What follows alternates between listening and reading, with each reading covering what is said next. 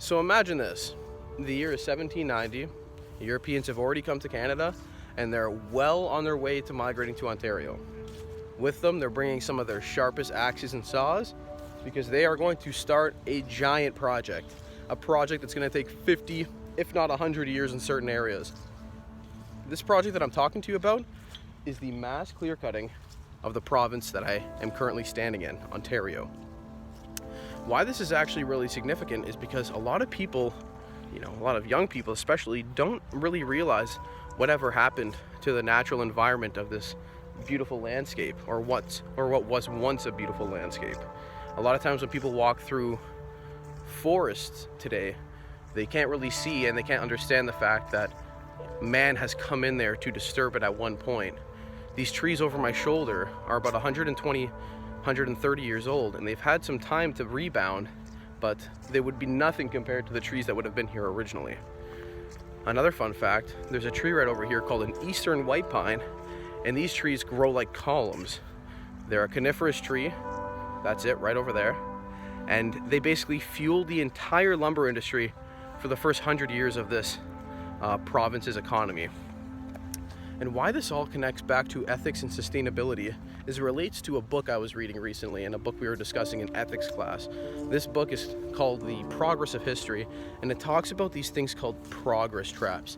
These things are basically when humans become scared of an innate fear of something, whether it's long-term danger or whatever, and in their short-term doings trying to prevent that from occurring, they end up hurting themselves in the long term or in the immediate term sometimes.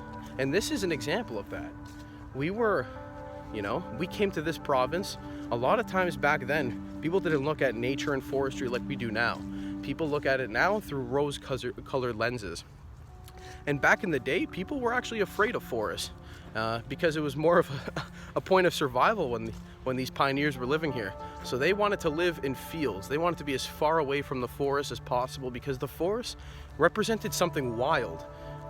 And with that being said, they also needed space to grow their cattle and to, farm. And these things represented, they cleared this land out of fear, basically, that they were going to die.